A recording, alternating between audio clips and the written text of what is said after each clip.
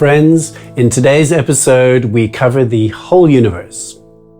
Okay, it's less ambitious than it might sound, because as a Swiss patent clerk who turned into a world-renowned theoretical physicist once said, a human being is part of a whole called by us universe. Part of a whole called by us universe. And he said, the sense that we are separate is, and I quote again, a kind of optical delusion. An optical delusion. So the notion that you and I are separate is nothing but an optical delusion of consciousness. I love that. It's scientifically, empirically, incontrovertibly like energy equals mass times by the speed of light squared true. That we are all part of a universal whole. What you might call a quantum field. So, awesome. But the trouble is life mostly doesn't feel like that, does it? While this oneness is an experience described over and over by mystics and ninja-level meditators, it's ever so hard to feel when we are shopping for groceries or doing our taxes, right? So, how can we change our view and deeply feel at one with life? And why would we want to connect even more in the first place? After all, don't we live in a pretty much hyper-connected world right now? I think it's kind of a paradox, and it's worth us taking a breath right now.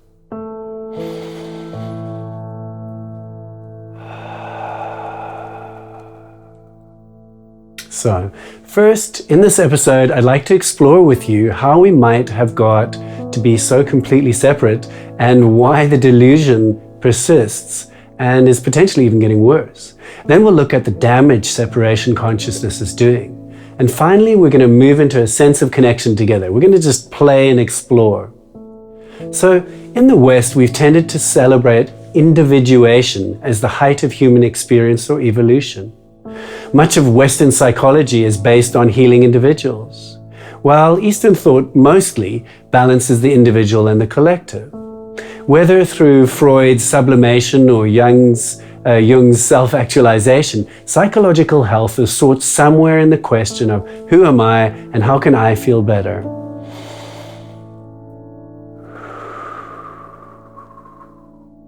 So, interestingly though, Maslow, another highly influential Western psychologist, he of the famous Maslow's hierarchy of needs. It's kind of a pyramid, you might remember it.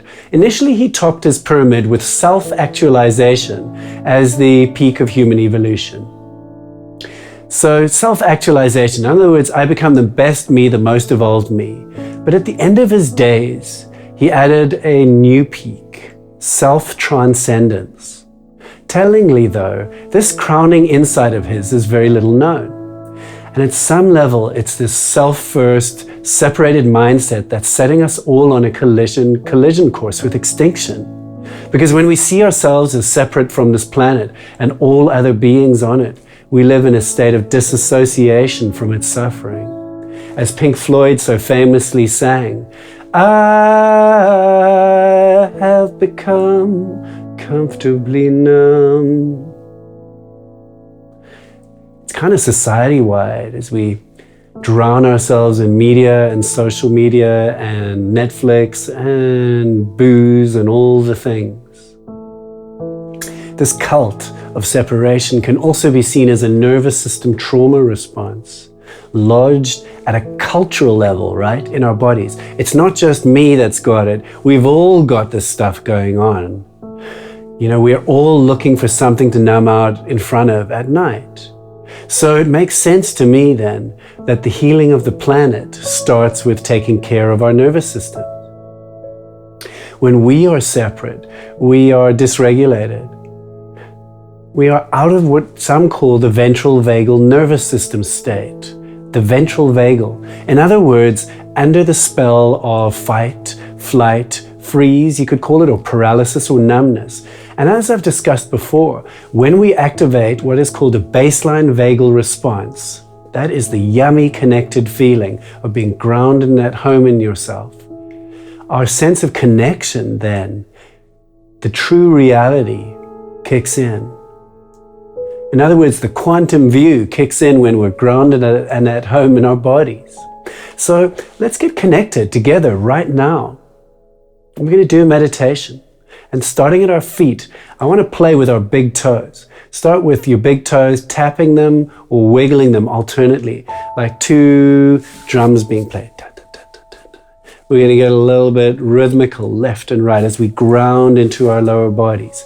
So just intending that you can feel your feet and calves and thighs and hips become kind of lower in your gravity while those toes are drumming us into the body. Feeling good, right?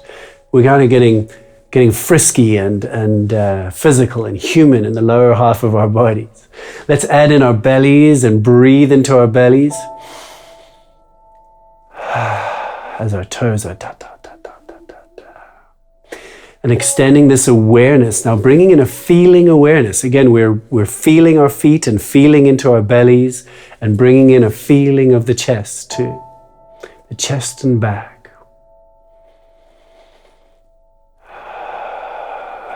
Make sure you can feel your whole inner body from toe to heart space. Excuse me, I just burped. That's my smoothie. And keep tapping those toes and adding in the hands and arms all the way up to the shoulders. So everything below the neck is now physical. Feel the body. Let's add in the head too and feel the whole body at the same time. So really somatically connected. Feeling our whole physical body at the same time. You can let those toes become still, but feel the whole body at the same time. And now just extending our awareness into the space all around us, above and below and left and right and in front and behind.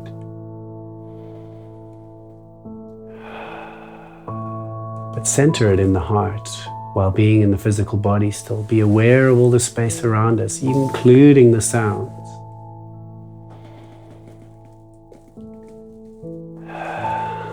And we can just playfully experiment with allowing a kind of a loving awareness to exist from our hearts, but out and into everything, this whole planet. 7 billion humans. Let your loving awareness love everyone. Left wing, right wing, men, women, all the human beings, religious, agnostic, atheist, vaxxers and anti-vaxxers. We are in love with them all right now, sending our loving awareness into all of humanity. We are all in this together. And then including in this loving awareness all the species, the animals and creatures, from the tiny single-celled organisms to the elephants. Sending loving awareness out to all the beings from our hearts, but actually our awareness is out and among and with and includes all of those beings, human and otherwise. And while breathing and staying grounded in our bodies, feeling out also into all the elements and the earth and the water and the air and the sky and out to the sun and all the planets of the cosmos and the entire known and unknown universes. So just sending out our loving awareness into the infinite. Allowing ourselves to kind of unite, become one with all that is. 7 billion humans, billions upon billions of species. And what the poet Seamus Heaney called those million tons of light, just allowing ourselves to be with and be aware of and with those million tons of light from our hearts. And so just relaxing and loving awareness, here we are. And let's go about the rest of our day, staying connected, expanded, and deeply centered in our hearts. Let's play at the edge of being neither one nor many. So here we are, in it together, my friend. And here's really hoping that we'll be singing together again sometime soon, COVID willing.